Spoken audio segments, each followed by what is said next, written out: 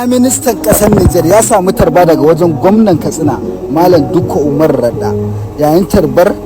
gawar tsohon shugaban ƙasar Najeriya Alhaji Muhammadu Buhari. Allah ubangiji ya ji kansa da rahama, Allah ubangiji ya sa ya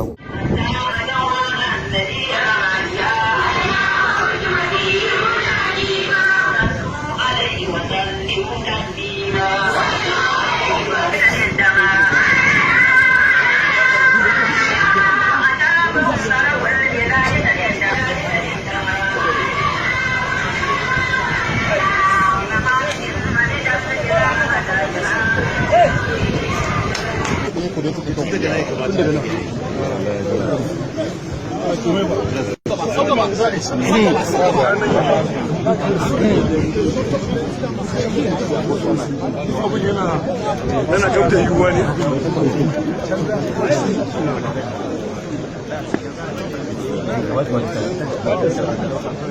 buɗa mana da bana kun ga kan aje tura